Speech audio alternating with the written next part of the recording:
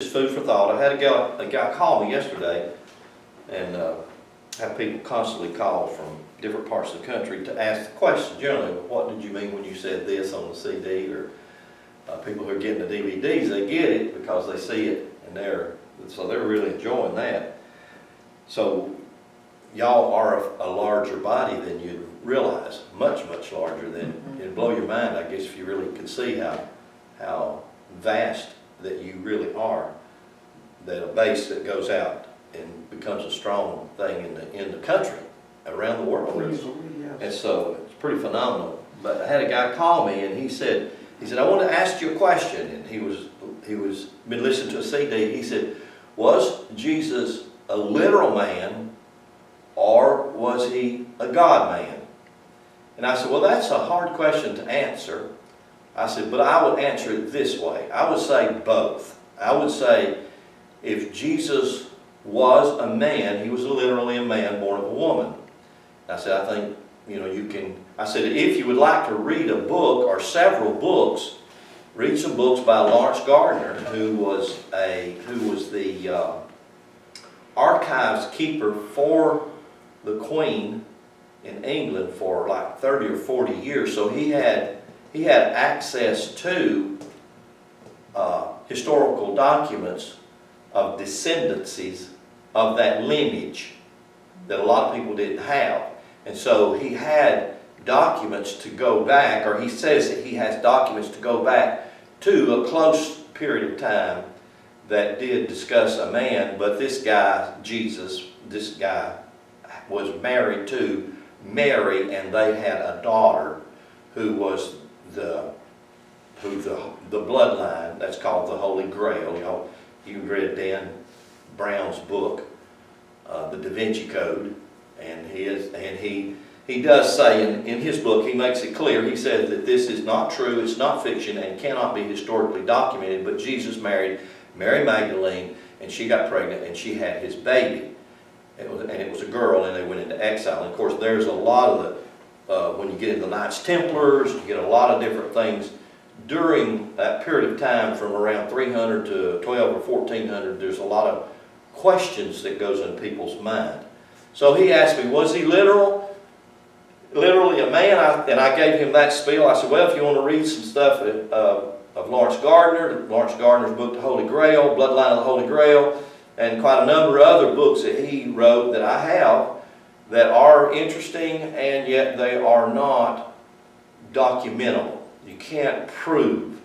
Some of that, when it gets back, so far back, you don't have any way to document, yes, this was true and this did happen. So a lot of it has to go off of the Catholic Church and its manipulation from what they call the Church Fathers. And they use the Church Fathers, they go back to Irenaeus, and they have found and have proven and have documented Irenaeus was one of the most unholy characters to be. He's called the father of the church, but he plagiarized documents, he rewrote documents, he wrote into documents, and he is also, some accuse him of probably writing the book of 1st and 2nd Thessalonians, Titus, and 1st and 2nd Timothy. So that Paul didn't even write those books. A lot of them say Irenaeus wrote those books. And because first off, they never circulated in the early church. The early church was all Gnostic.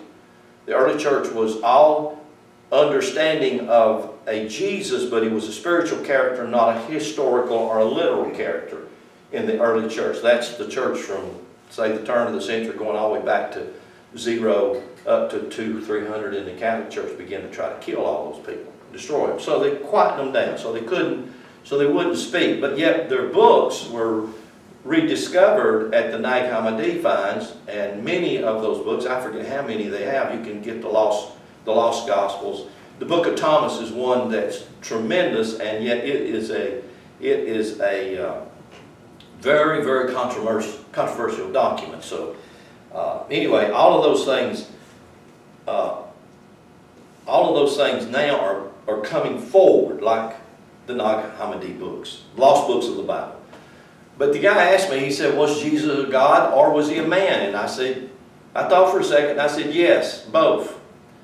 I said, if there was a literal Jesus, he was a demonstration of who you are and what you are supposed to be, as well as the Old Testament characters who were not literal, as well as most all of the ancient mythological characters who were not real. But every one of them were a display of a God-man. And of course that means God-woman too. A God-human being. In other words, a human being that is God, physically, visibly manifest. Now, that's the story. I don't care where you go or what culture or what religious grouping you go to, that's the root or the heart of the story. That's who we are. But we are not. We are dumbed down to not think of ourselves that way. We have not looked clearly into the mirror, as the Apostle Paul says. We look vaguely into the mirror and we see very darkly because we see through the eyes of children, because we've been dumbed down to be that way. And they want to keep us that way. They want to keep us in that state of not knowing who we are. And if you remember, a few weeks ago I did that teaching on the helpmate in Genesis 2.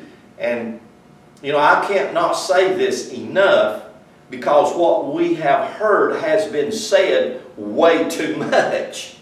And because it's the religious garbage has been said so much, we instantly think from the basis of that religious garbage.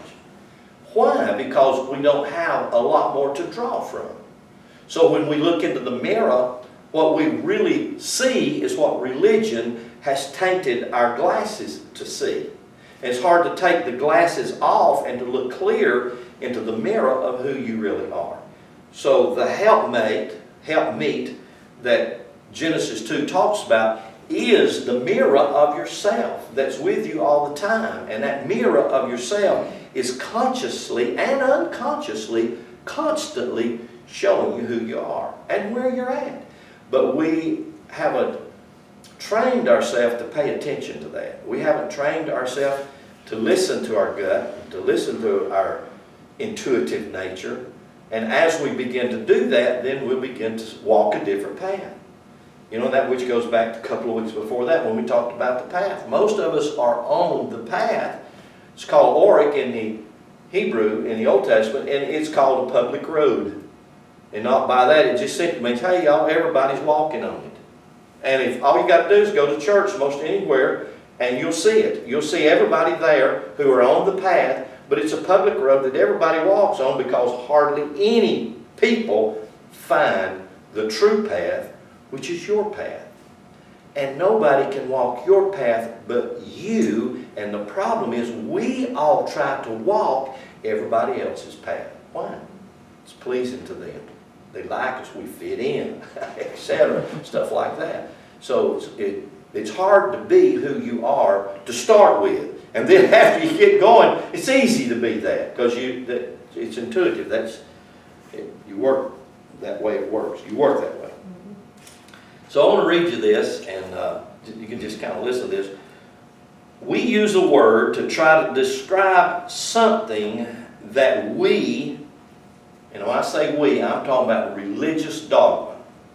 I'm not talking about you and me as a collective people, but I'm talking about the people, we as the people on the face of the earth who have been dumbed down by religion.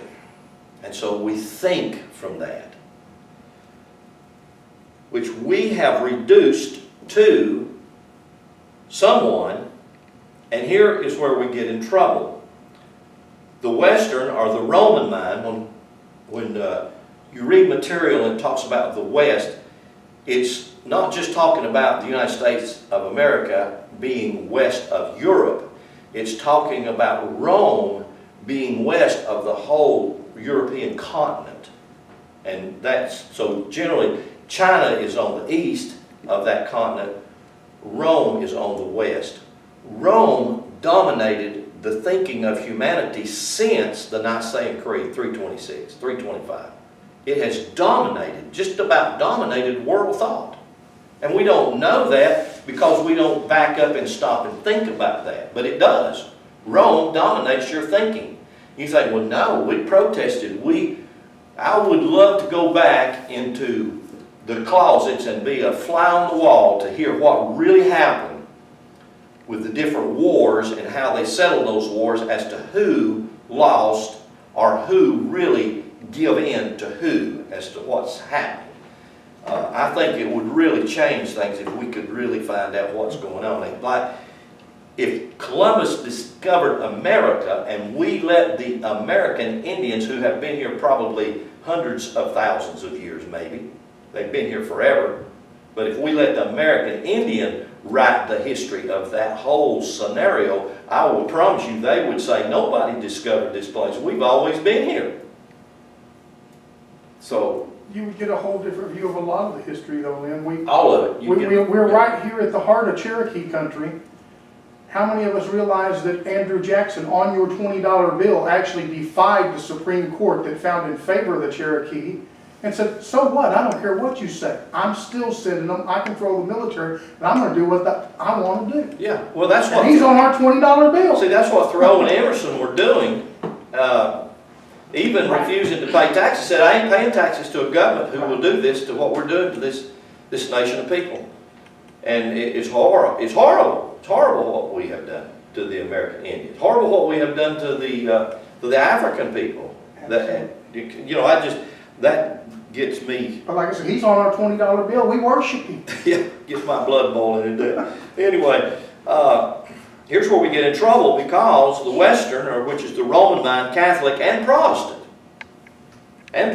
we think that the only thing happened with the Protestant movement with Martin Luther, which he was not even the forerunner, he wasn't the first one to go down to Rome and protest. I mean, there were many people, predecessors just before him, 20 years before him. I can't think of his name. I have his book, and he went down to Rome and he nailed 900 theses to a door to the bishopric down there. He got together with the entire, and they wound up going ahead and killing him. But we don't know, and we don't read about that. Though they were men and women who Martin Luther stood on their shoulders to protest. But what he was protesting didn't change the concept of the Catholic Church. It had already dug its roots deep in our psyche and still there. So when I say that Roman mind, I include Catholic and Protestant because the only difference between First Baptist Church and the Catholic Church, which I do know there are minute differences. Both of them are claiming Jesus as their Savior. Both of them are claiming Mary as the Virgin Mother. So there's not a nuance of differences other than in the Protestant church the pastor is the Pope now. Whereas in the Catholic Church there's just one Pope. You say that the pastor is, but different denominations, they've still got their version of hierarchy all the way up to... That's what I'm talking about. They have their bishops. They have their hierarchy. Yeah. So they have taught us to think God means an old man. And most of us, even now, that is the first predominant thought. And I guarantee you, every one of you think about God many times in one day. Either in thought or in talking or whatever. And what you think you're talking to is some old man somewhere. It's an almost instant thought. It's like a lady that called me from way out on the West Coast just a couple of weeks ago. She was saying, how do I pray? I'm listening to your tapes. I don't even know who am I praying to? And I said, well, where do you think God is at? She paused for a minute. She said, I don't want to answer that. She had listened to it's been on my CV list for a long time. She said, I don't know. I said, well, let me ask you this. Have you heard the phrase Jesus made in Luke 17 that the kingdom of God is within you? Oh, yeah. I said, well, is the kingdom of God in you? Oh, yeah. I said, is God in His kingdom? Oh, yeah. I said, then where's God at? And she stopped and got real quiet. I said, God's inside you. So why are you trying to talk to something that's outside you when it's inside you? And probably the best way to communicate with that which is inside you is through the art of silence. And the art of silence is something you don't want to do. Learn to be still. Who wants to be still? Going right back to your song. Who wants to learn to be still? I mean, I got too much to say, God. I'm mad. I need some help now. God. So it's hard to shut all of this down and all of this religious backwash garbage that we have so we can get to the truth. So, they have taught us to think God means an old man figure or mother. Mother Mary. You know, in the Catholic Church, who do you pray to? One of the saints. Or you go through Mother Mary to get to the Father God. Is that right, Beverly? I know, I was thinking of my cousin who's Catholic and that, and she's telling me about, and it's, you know, they wear the medals so that there's different saints that they pray for healing. Yeah. And that, and so, yes, that is. That's what they do. So, so they pray to this old man or this father-mother character, and many of them now are calling God Father, Mother. That's fine. They're calling God Source, It, Power. Yeah, that's fine. All the things above. Yet they think God is some kind of a man. Yet if we use the Bible to try to prove our ground, our conviction that God is a man, we will fall short every time. Because you can't do that. You can't. It's just like in Genesis, and we will spend some time, of course, in Genesis chapter 1. It's not hard. It's not possible to say or teach anything without going to the foundation. So I asked, could we be wrong with our concept? Yes, we are wrong. The Hebrew Bible uses the word Elohim. And it also, now just to take the phrase, just to take this phrase, God, and what do you think whenever you see that or when you think that, what does that equal? And you can get that in your own mind.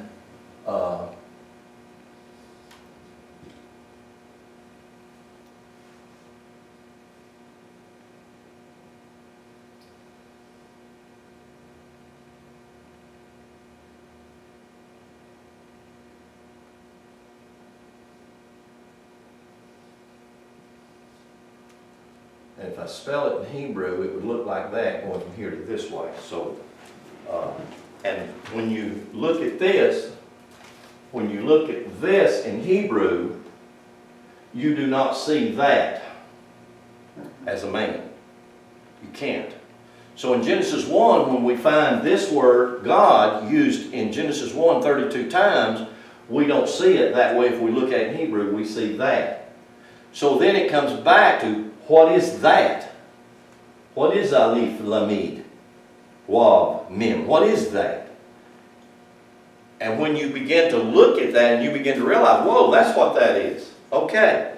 So it changes the whole picture. It changes the story. So we look at the Hebrew Bible, Genesis 1, or throughout the rest of the Scriptures, we come up with Elohim, we come up with El, and get this, in a few places we will come up with that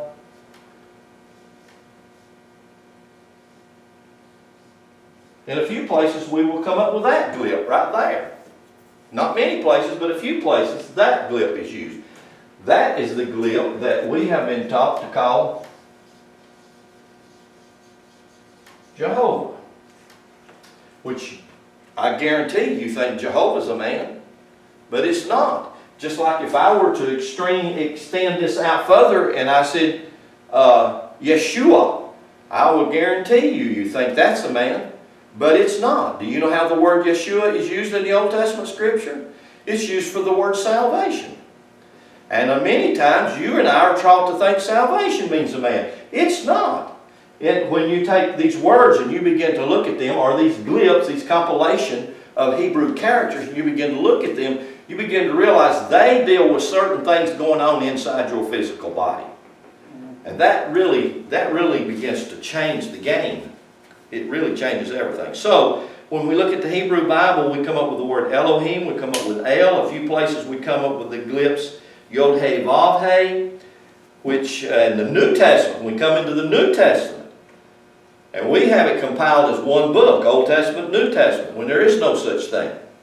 There is no such thing in real document of an Old Testament and a New Testament. In real document, there is a Torah, and then there's a compilation of the books of Pauline epistles, and also what we have called Acts and Acts of the Apostles that we compiled together to get 4 Gospels. And then we call that a New Testament. Throw a little bit of Gnostic revelation in with it.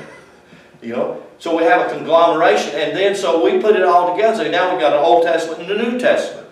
The reason we did that was so that we could come up with a New Testament because ours is better than theirs. Right? You know the drill because we've read it. We read it. So the Hebrew Bible doesn't use but these glyphs right here to talk about this particular word, God. So how do you talk about that word, God? What is God? What is that? Where is it? Who is it? What is it? And all these other things. Well, when you get to the New Testament, it talks about God, they use the Greek word theos. So now it's God theos, and if God is theos, what is theos? The Gothic, if you go to Gothics, up into Ireland and then places like that, then God becomes Gehu. Or if you go to the Sanskrit, God is Emu. Like if you read the Epic of Gilgamesh from the Sanskrit, the Epic of Gilgamesh predates the Hebrew Genesis story, and the Epic of Gilgamesh, the Hebrew story, the God in that particular one is Emu or Hub. So these different names, what do they mean? Well, first off, if I were to try to find out what these names right here mean, I would say if you can look this up in the dictionary, it just simply means to invoke. To invoke, or to order, or to call judicially. How many of you ever done that? Call God in judicially, bless God, because I'm right. What you want to do is you want validation, God. You get on my side, you know. And that's what we do, isn't it? When we go to war, we go to war with another white nation. We're going to go over there and kill all of them Iraqians or all of them, whoever in the world they are, Japanese. We're going to invoke our God. God, you get on our side, give our men strength, protect them, and let them go kill all them others. What do you think they're doing over there? You think that they're not doing, oh, but they're praying to the wrong God. That's what they taught me right straight up in Christianity. Straight up, one-on-one, when I was studying under Dave, that first thing, they're praying to the wrong God. We're praying to the right God because our God's right, their God's wrong. Oh, my. We do that. So it means to call judicially, it means to call for assistance, call for protection, to implore, or the religious term is that the Father is our strong and our mighty one. Right?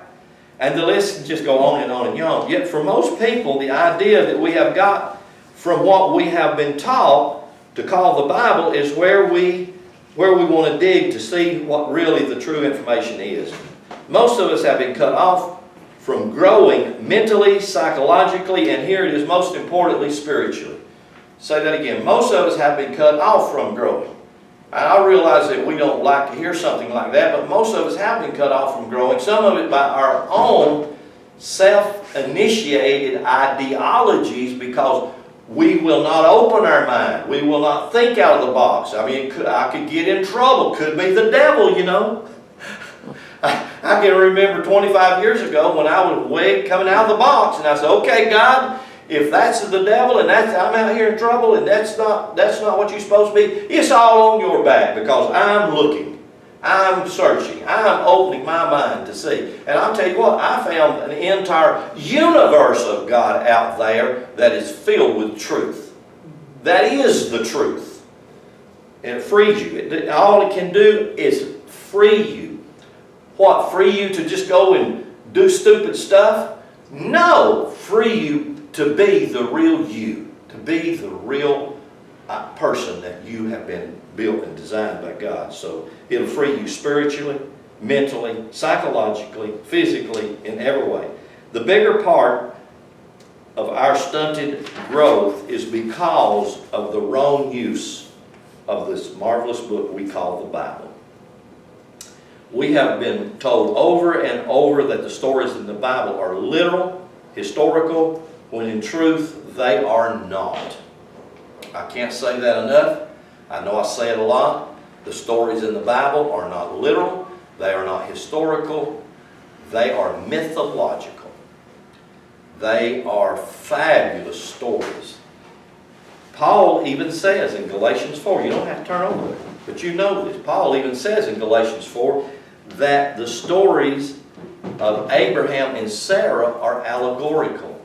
And all you have to do is just look that word up and you will find out real quick. Allegorical means they are not literal and they are not historical. Well, if Abraham is the father, Paul tells you this in Romans chapter 4, that Abraham is the father of us all.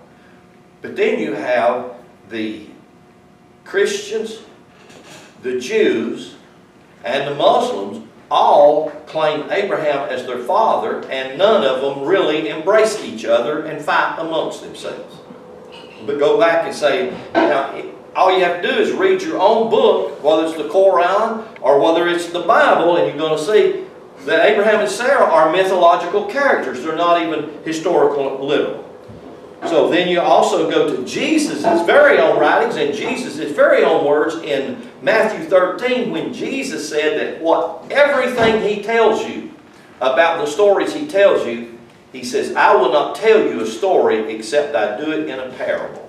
And all you got to do is look at the word parabole and you will realize a parable is nothing but an allegorical story. And when He talks about Job, He's saying this is a parable. It's an allegorical story. It's not literal.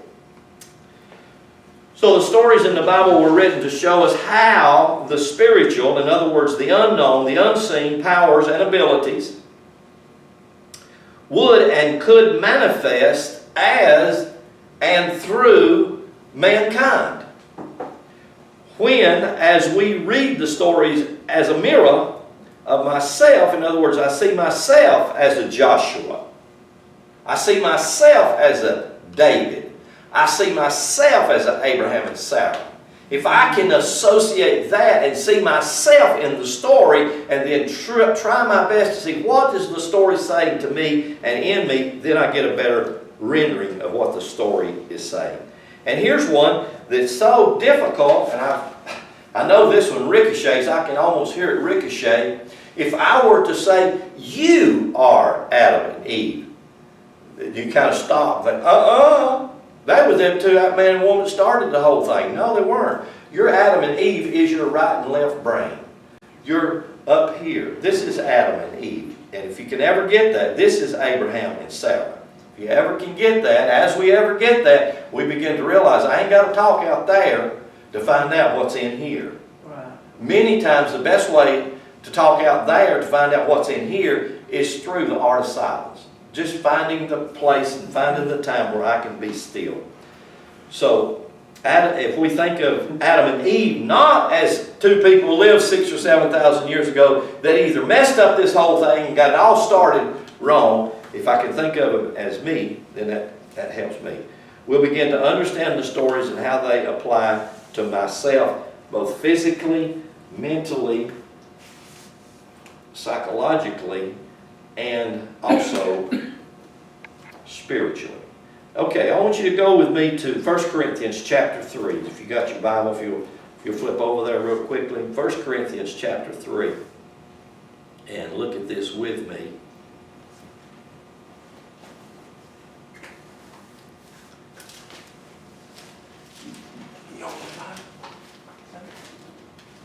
First Corinthians chapter 3.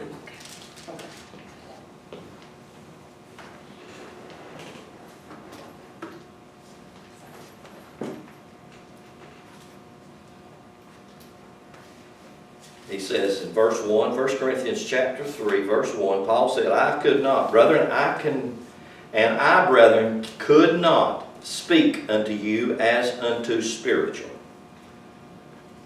Now, if I was to stand up here this morning and I said, hey y'all, I can't talk to y'all spiritually. I'm going to have to talk to y'all on a carnal level. He knows what he said. He said, I couldn't speak unto you spiritually, but unto carnal. Do you know why? He said, you're babies. How well would that go over? You're just a bunch of babies. I ain't going to talk to you. Not only it wouldn't go over well, it'd make you think, who does he think he is? What do you think you're above everybody? You think you see that? I can't speak to you spiritually. Well, that word spiritual is pneumatikos. You have words that are used right here. I can't speak unto you spiritually, pneumatikos, but I can only speak unto you carnally, sark. The Greek word for flesh or meat, same word for animal, meat, or human, is the Greek word sark, S-A-R-K or S-A-R-X, sark. And this word right here, carnal, is sarkikos, which just simply means you're meat-headed. He said, I can't talk to you like you had a spirit in you. I got to talk to you like you're just a meat-headed thing. So, I mean, that's what it's really saying. That's what it's really saying. Now, that's the introduction of those two words, sarkikos and pneumatikos. Now, hold your finger right here in 1 Corinthians chapter 3, and I'm fixing to show you something that will blow your mind. Right here in verse 12. 1 Corinthians chapter 12. Now, he spends chapter 3, chapter 4, chapter 5, chapter 6, and then in chapter 7, Paul, he spends those first 4 chapters, those first 6 chapters as something like a rebuke. But it's a rebuke that has instruction in it. So it's a teaching. He's instructing. He's doing some very strong teaching and instructing in those first 6 chapters. Then, in chapter 7, he says, now concerning the things whereof I wrote you, now I want to talk to you. Now I'm going to talk to you about spiritual things and try to show you the difference between the spiritual and the carnal. And then you come over to chapter 12, and he comes back again with this word spiritual. Verse 1. 1 Corinthians 12:1 says, now concerning spiritual brethren. Now, remember over here in chapter 3, he was kind of looking at them like, you're not spiritual, brethren, you're carnal. Right? Yep. Not sure if you'll agree with me on that, but you're talking about me. I'm not talking to y'all, I'm talking to the Corinthians, okay? So we're looking back at them. He's fussing at them, all right? So in chapter 3, he said, I can't talk to you like you're spiritual, so you're carnal, okay? Then, you come over to chapter 12, he says, now I want to talk to you spiritually. That's what it says. Now concerning spiritual brethren. But they added a word. See, the thing that really sometimes that gets my craw is they add words. They are constantly adding a word or taking out a word. Like in the King James, it's real easy to see that they added a word. They added a word called gifts, which changes the context completely. Changes everything. Because if you read it like this, now concerning spiritual gifts, brethren. See, now then all of a sudden, what are you thinking? Now you're thinking about speaking in tongues, or prophesying, or healing, or wisdom, or this or that or the other. Now you think, oh, I ain't got none of them gifts. But I know a preacher got some. You follow what I'm saying? And that ain't even all what he's talking about. You see, how many of you would recognize that first off, you are spiritual and eternal before you're nothing or anything? Hallelujah. You have to grasp that. You've got to realize, as God is eternal, you are. You can't not be. That's the very essence. There's a guy that did a thing on YouTube. It's a phenomenal thing that he did. But yeah, all he's doing is he's just drawing off the teachings of the monasteries and the monks in the Himalayas and the Indians in India who have been on this path for hundreds and hundreds, even thousands of years, and they do understand the art of silence. And what the guy does, he says, I tell you what I want you to do. I want you to say Lynn Hayes, but I don't want you to use your tongue, and I don't want you to use your lips, any of the movements of your body to say Lynn Hayes. And so I'll just count to 3, and when I do, you just say Lynn Hayes, but don't use your lips, okay? 1, 2, 3. Did you hear yourself say that? Huh? Okay, now think about that. Real strange, was it? Did you hear yourself say? Yeah, of course I did. So you can say,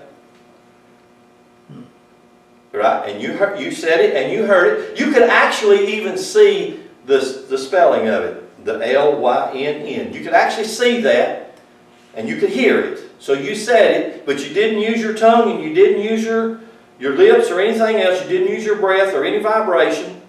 You didn't use these ears at all, and you didn't use these eyes at all, but yet you could see it.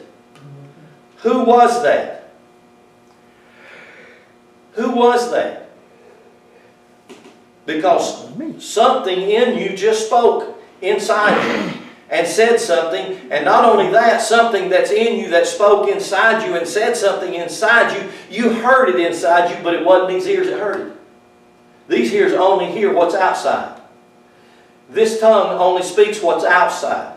But yet something inside you just now spoke to you and said, again, you just heard it again, you see it again. What is that?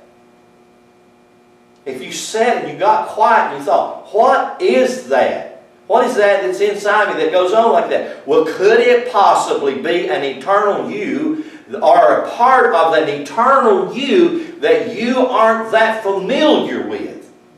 And I would say, absolutely it is. How do you get familiar with that part of you? That part of you, you could actually call it your soul, which is a design that's built by God for physical dimensions. And you always have it because it is eternal. And it is like a Siamese twin connected to the eternal spirit, because there is just one spirit. There's not your spirit, his spirit, her spirit, this spirit, that spirit. There is just only spirit. Just like there is air, and it's not my air, your air, their air. It's just air. It's breath you breathe. It's wind that's just everywhere, fills the whole earth. The air you're breathing will revolve around the earth, and they'll be breathing it in China next week. It's still the same air. And yet we have not been quiet enough or silent enough to pay attention to realize that is eternal is my spirit, that is God's spirit, that is just simply spirit, that is also connected and brought with it the gift of soul. And the wonderful, beautiful gift of the soul is grossly misunderstood and just not even taught. So, again, coming back, and you look at this verse of Scripture, this is not talking, 1 Corinthians chapter 12 is not talking about the segmentation of gifts. It is not. You look at it, you'll see it's not even in the text, it's added to the text. He says, now concerning spiritual brethren, and the thing he says, I would that you weren't ignorant. I would say today, who knows, this is almost 2,000 years since this was written. I would say today we are as much, if not more, ignorant than the crowd he was facing and talking to almost 2,000 years ago. And he said with his own words, I wish you weren't ignorant. He said, you are ignorant. Ignorant is not stupid. Ignorant is ignoring the truth, the fact that's right in front of you. And every one of us do that. You ignore what you want to. You ignore what you want to, don't we? I do. I have very selective hearing. Don't we? Rather not talk about it. But my hearing is very selective. Oh, did you say something? I didn't hear that. Were you talking to me? I thought you were talking to somebody else. The wall, maybe. He's talking to the wall. Now concerning spiritual brethren, I wish that you weren't ignorant. And then he goes into the next 3 or 4 or 5 chapters. Chapter 12, 13, 14, and 15. And he just unveils it. And man, we have beat those 4 chapters up. We have abused those 4 chapters. We have twisted those 4 chapters. We got Jesus flying and we got people dying. We got all kinds of crazy stuff. We got graves opening up and ghosts coming out of them. Out of a bunch of garbage. A bunch of carnality. Just a bunch of manipulation and twist. And not got the true spiritual story that's right here for us. That God has always had here for us. So, go back over with me to chapter 3, and let me finish this, because I want to go over to Genesis and show you something. So in chapter 3, verse 1, he said, I, brethren, could not speak unto you as unto carnal, I mean, as unto spiritual, but as unto carnal, unto babes. I fed you with milk, not with meat, for hitherto you are not able to bear it, neither yet are you now able, for you are still carnal. For whereas there is among you envy, strife, division, are you not carnal, and you walk as men? And then if you look down at verse 8, he says, Now he that plants and he that waters are one, and every man shall receive his own reward according to his own labor. For we are laborers together with God. You are God's husbandry. In other words, you are God's husbandry. Husbandry. Now, husbandry doesn't mean like a woman is married to a man and so that man is now her husbandry. That word husbandry actually means that you're God's garden. So the usage of this word in Old English, husbandry, was your garden. It's what, you're God's, do you hear that? You're God's garden. That means God's digging around in there. Yeah, he might be weeding some stuff. Oh, that didn't feel good, God, okay. You're God's husbandry. God's digging in there. God's working on some things. Amen? That's not a bad thing. That's a good thing. But you're God's, where'd I get to? Every man receives his own, for we are laborers together. You are God's husbandry. You are God's building. I'll put it this way. Paul says it this way very clearly, and you all know that Paul said, you are God's house. So where again does God live? He got to live in his house. Yes. God lives in his house, and God is looking over and overseeing the garden that he plants in his house, which is you. There's a lot of stuff in there that God's planting, and there's a lot of stuff in there that God's weeding out. Okay. You're God, and so, and let me say this to you, as God plants his garden, husbandry, and works his garden, God also puts fertilizer in it. And do you understand what fertilizer is? Bunch of crap. Yeah, that's a real good, real sweet way to say it. It's just a bunch of crap. Have y'all ever gone through some crap? Have you ever had some crap happen in your life? We've got to realize it's fertilizer. That's all it is, fertilizer. It's just really good for, have you ever, dead things, a lot of crap is just dead stuff. I mean, okay, I'll leave that alone. Okay, you're God's building. Verse 10, according to the grace of God, which is given unto me, as a wise master builder, I've laid the foundation, and another man builds thereon, but let every man take heed how he builds on the foundation. Now, Jesus said this in Matthew chapter 8. He said that if you build your house on the sand, what will happen? He said the winds and the storms of life will come, and your house will be a shaky house and will probably fall down because the sand will wash out from under the foundation because it just can't stand. But if you build your house on the rock, the storms are still going to come. So storms come, right? Yeah. They're going to come. That's a part of the beauty of hot and cold. That's a part of the beauty of stress. That's a part of the beauty of stretching and teaching and da-da-da-da. They come. But when they come, you can learn to enjoy them. You can learn to totally just be energized by the storm instead of being terrified by it. But the only way you can do that is have your foundation right. If you don't have the foundation and you don't have it on strong, solid ground, then your house is not in good shape, right? So, I want you, if you will, I want you to go with me to Genesis chapter 1 now. Because this is the foundation. And I tell you, this is one of the reasons that I have spent probably the last 20 years, just about seems like, teaching out of the Genesis chapter 1, 2, and 3. Because it is the foundation. It's what the foundation is. And the foundation is that place that gives you the solid ground to stand on when the storms of life come. And every one of us, I face them, you face them, everybody faces them. But when we have our house built and our foundation strong, then it's not any big deal, right? How many of you have ever read or heard the Sefer Yetzirah? I didn't think you had. Most people haven't. It's like this. I would say that there are a large number of key books that should be foundational tools. Most people have one book that they think is a foundational tool and hadn't got a clue what's in it. That's the Bible.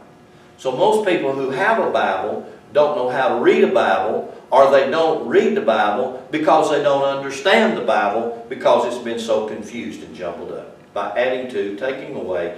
And so in many cases, and many times, if not most of the time, you're better off not to even read it.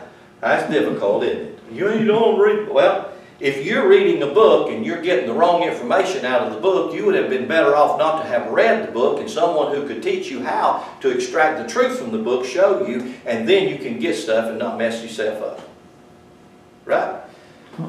To go with the Bible, there are a lot of books that are necessary. I think that's one of the reasons that God is having dug up in the earth much of that's been planted there, because man has tried to hide it, burn it, or destroy it, or get rid of it. And so I think that's one of the reasons that much of the stuff is coming forth and the earth is giving up much great truth. It can be taught orally, and has been in some countries, but to find out what the truth. Well, this is a book that I feel is a part of the compilation of books that are necessary. It's called the Sefer Yetzirah. And what this book is about, the Sefer, that simply means writings or scroll or book. And Yetzirah is a Hebrew word, just simply means formation or form. Like in Genesis 2:7 when it says that God formed. That word formed is Yetzirah. It means to squeeze you out. It means to build you. God forms you, builds you. That's what this book is. It's called the Sefer Yetzirah. It's called the Book of Creation. And it's about the 22 Hebrew glyphs that are the original 22 Hebrew. You have 22 of the original Hebrew glyphs, and then you have 5 of what's called the 5 finals. Many people associate the 5 finals with the 5 physical senses in Hebrew, which that's fine, you can do that. But the 22 glyphs, you have 22 codons that build a physical body, and 1 codon that adds a sexual connotation to it. So that's true. So, I mean, all of these things, you can call them coincidences, and if that's fine if you can call them that. That works out beautiful to me because they coincide. They fit together perfectly. And this book will make the Bible understandable. At least you'll understand it more as you begin to see certain things. Okay, so let me read you something from the Sefer. It says, the tabernacle, and we just read in the Apostle Paul about building the building, building the tabernacle, building the house. That's you. The tabernacle has to be on the right foundation. That's the first thing. The tabernacle was meant to be the microcosm paralleling both the universe and the spiritual domain and the human body. And if I was to draw that, what he just said, I would do it just by simply making a circle and let the circle represent several different things. Let the circle represent the infinity of God, because God is infinite. Let the circle represent eternal or eternality, because God is eternal. Let the circle represent time and timelessness, because it can and it does do both that. So from the circle comes everything. And so if I were to say, he says that the human body is a microcosm. That means it's a little universe. The human body is like the macrocosm or the big universe. So the human body is the little universe, and the universe is the big universe. Right? You got that? So that's what he says here. He says, paralleling both the universe, which is the spiritual domain, and the human body. It was not enough merely to construct a physical building. As it was built, the architect had to mediate on the meaning of each part, imbuing it with necessary spiritual properties. The Talmud, that's what we call Old Testament, simply means it's a book of instructions. The Talmud derives this from the verse where God says, I have called you in the name of Betziel, and I have filled him with the Spirit of God, with wisdom, with understanding, and with knowledge. Everybody say this with me. Say wisdom, understanding, and knowledge. Now those are key things that we have to learn. These are foundational things, which is actually a quote from Exodus 31, verse 2 through 3. Then he says, wisdom, understanding, and knowledge. And he gives you the Hebrew words for that, which the Hebrew word is chokmah, bina, and de'at. Now it's a phenomenal thing. In this, I will show you what we got right here. I'll do it this way. This is called keter, K-E-T-E-R. This is called chokmah, C-H-O-K-H,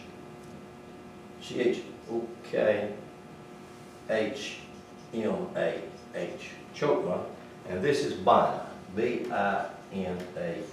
Now in Hebrew, and this right here, and I'm going to do it like this. I'm putting these dots around it because D-A-A-T, de'at. Put those dots around it simply because it's not there. What do you mean, Brother Lynn, it's not there? It's not there. You can get knowledge two different ways. You can get knowledge by the accumulation of reading books. That's not the only way to get knowledge. There is an intuitive knowledge that comes to you, and every one of you have gleaned from it, but yet you call it something else. You know what you call it? Revelation. Didn't you all get one? Every one of you got one. Every one of us have gotten revelation. You didn't get that revelation because you read a book. Most likely you got that revelation because out of either probably a difficult time you went through, or struggle, or you finally got quiet, or you finally just through silence, and all of a sudden, boom, here it comes. Revelation. That's what de'at is. It's like a window into the unknown. I always say that it's like a window into God. It's like a doorway, and then all of a sudden God comes through that doorway and says something. That's the kind of knowledge you want. You can take that knowledge, and then you can adjust the knowledge you would get from reading a book.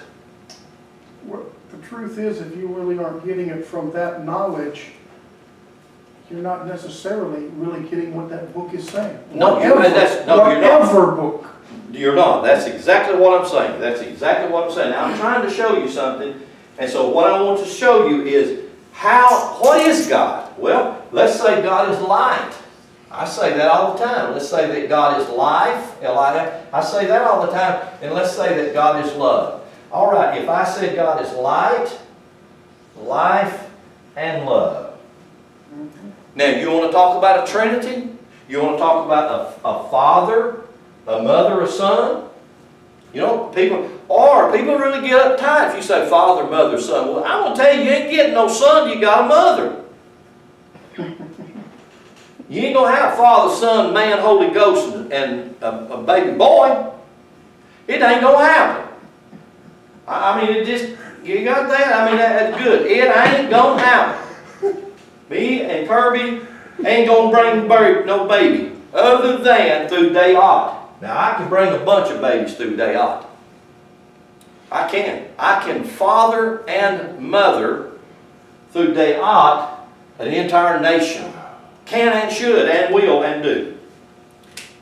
All of the above.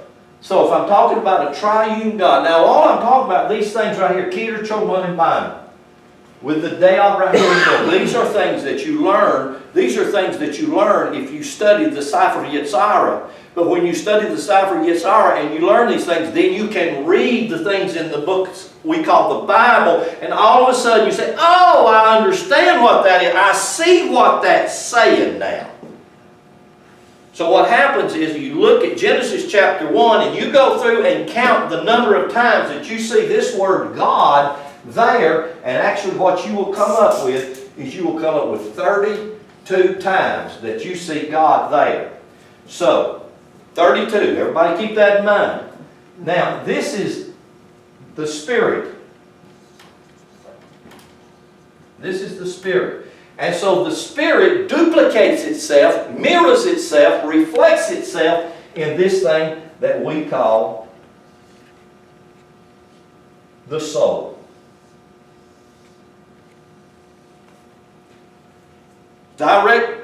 It's a reflection of it, but it ain't it. The soul is not the Spirit, but it carries the attributes of the Spirit. The soul is not the body, but it's imprinted with the design of the body. So that when God, the infinite unknown, light, life, and love, when it descends or it falls, because if anything fell in Genesis, it was God, it wasn't man. Man never failed.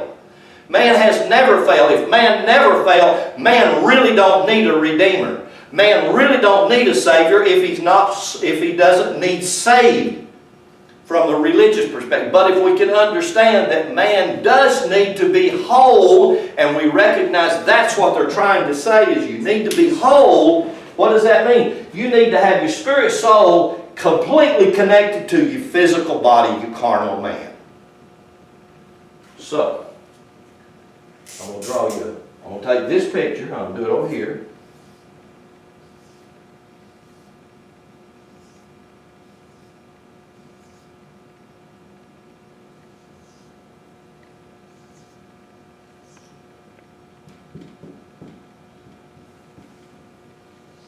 There we go. That is called, in Kabbalah, the Sefer Yetzirah, that's called the tree of life. That is the same as this right here. Y'all seen this character, haven't you? Once or twice. Yep. You're all about this guy. This is the stick man. Right here is his head. And then that's his body. 1, 2, 3, 4, 5, 6, 7. Same as this right here.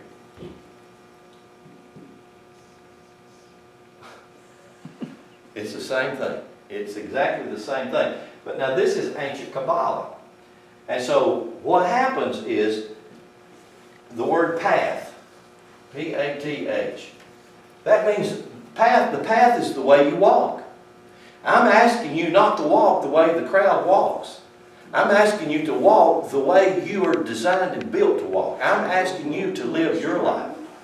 I'm asking you not to live the life that your mother and father, that religion, that all of society has tried to tell you to live. I'm asking you to find your life and live your life, because that's the only one you can live. We get so trapped trying to live somebody else's life and live somebody else's revelation and live somebody else's idea. But what we need to do is learn to live my life. If you look in the book of Genesis chapter 1, you're going to find the word God 32 times. If you connect these dots between here, between every one of these, you will come up with 22 ways to go from here to here, here to here, here to here, here to here, here to here, etc. There's 22 different combinations of connections between this. So you take the 22, you take the 10, and you come up with 32 paths, or the number 32. Same in masonry. That's why in masonry you have 32 paths to reach the top, to reach the crown, to reach the goal, the keter, the place. And every one of us are somewhere here. It's amazing. We can get stuck anywhere down here in life, living life. We can get stuck there. And we all do, and it's not good, it's not bad, it's not right, it's not wrong. So I'm just going to take this right here and where do I disconnect this? It's hard to do that. The 32 times the word God is used in Genesis chapter 1 is to give us a reflection of the tree of life, which are the 10. The word said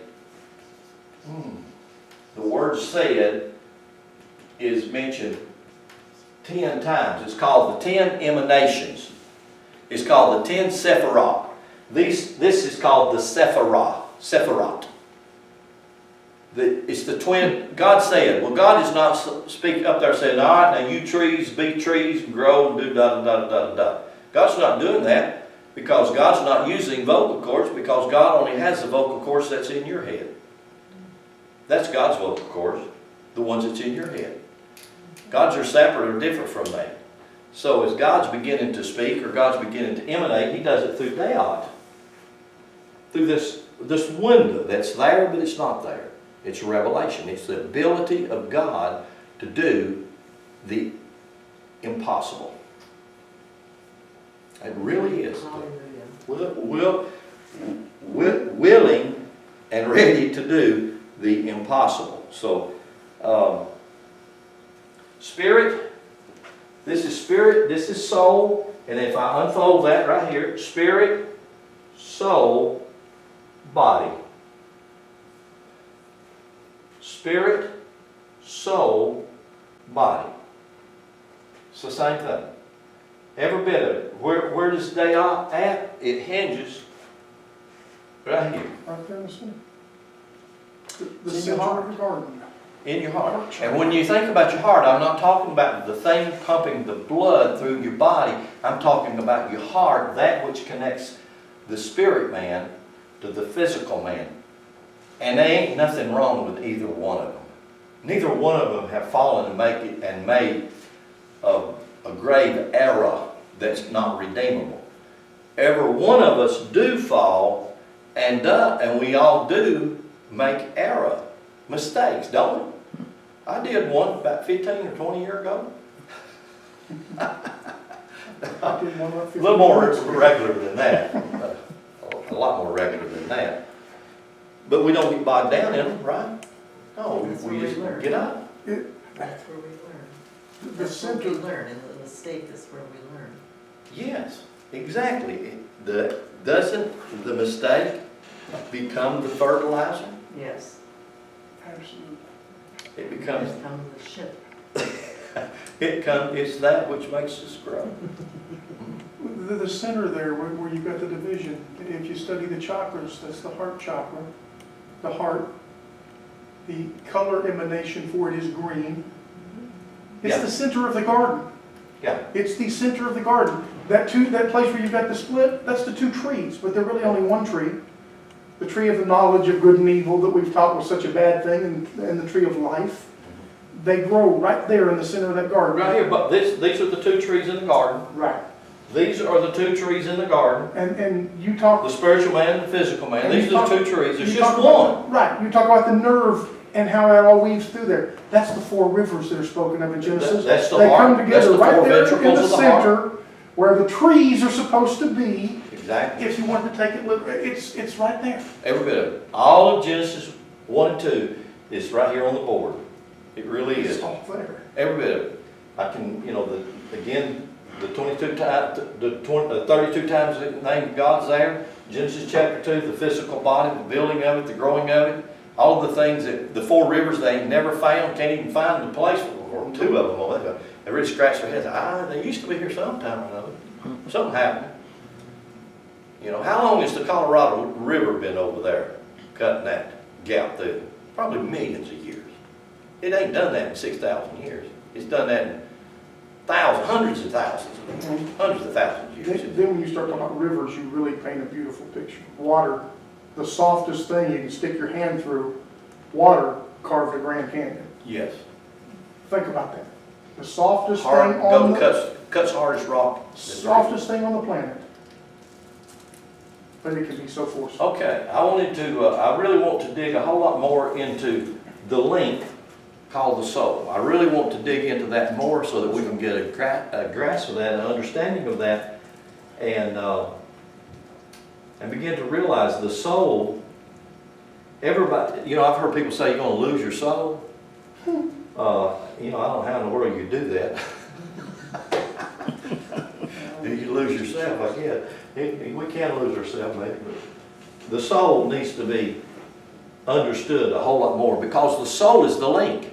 The soul is connected to the heart. The soul is that connection between the body and spirit, which is God, or whatever, mother, father, all the different things. Understanding the soul and the attributes of the soul and what the soul's designed to do, what it can do, what it don't do, etc. All those wonderful things. The soul has to have the physical attachment through the sensual being for God to understand the physical world He created. I hope you can get that. That God needs that. God needs the soul because the soul connects itself directly to your ego. The soul is a direct link to and through your ego because your ego is the physical, sensual being. That's what your ego is, right? It's not something you want to get rid of, but it is something that you want to constrain and control. Because it's your ego that gives you the ability to taste how good food is. Or to understand how marvelous something is that feels wonderful. It's your soul, your ego that gives you that. Your sensual being. Okay, we'll stop right there. Numbers is just phenomenal. Numbers are really, really something. Let me show you something. One, let me do it right up here. I want you to see this. And it has to do with this because this 1, 2, 3, 4, and 1, 2, 3, 4, 5, 6, 7. 7. Key numbers. I'm talking key numbers. If I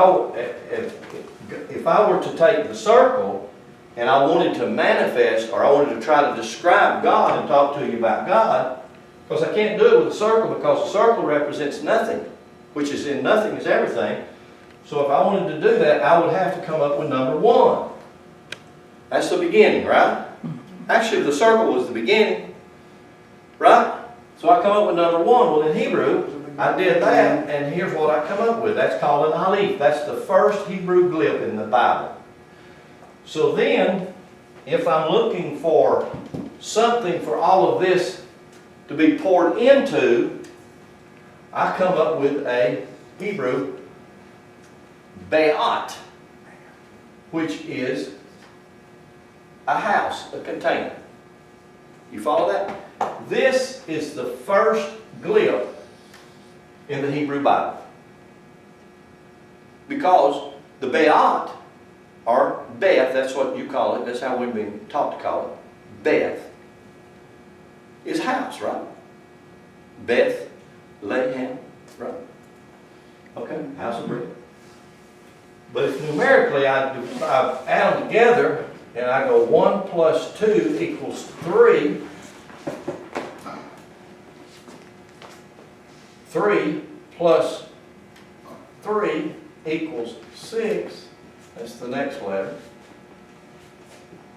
And 6 plus 4.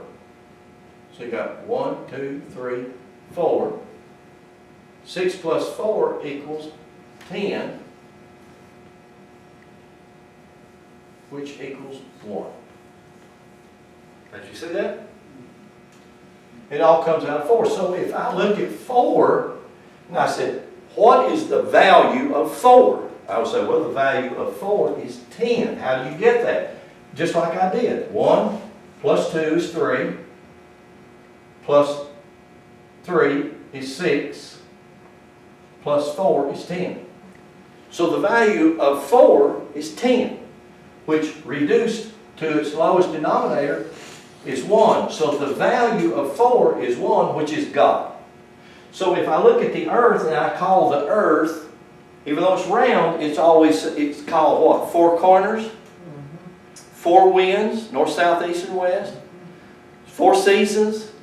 All of those number 4 represent the earth. What is the earth? It's the manifestation of God.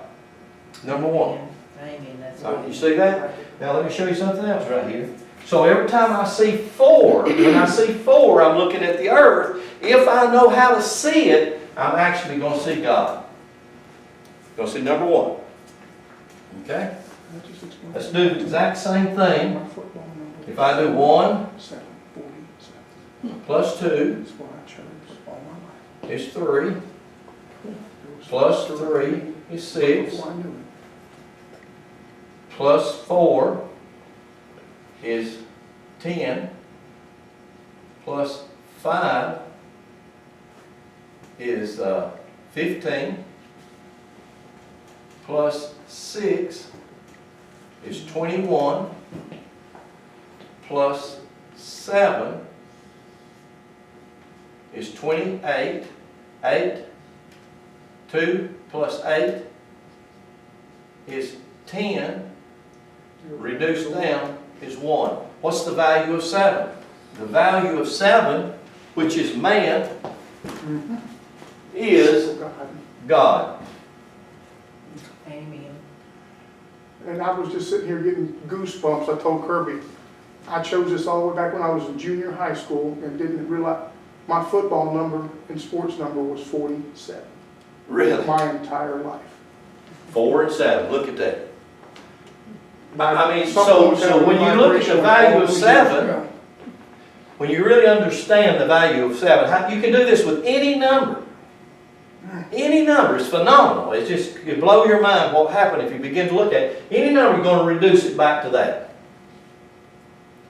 So 7, the value of 7 is God. That's man. The value of the earth is God. That is God. The value of the earth is God. So what this book is about, this book is about 1, 4, and 7. It's about God and man. The same thing. Amen. Wow. And you get every bit of that if you read Decipher Your Sorrow. So you add all of these schools of thought together.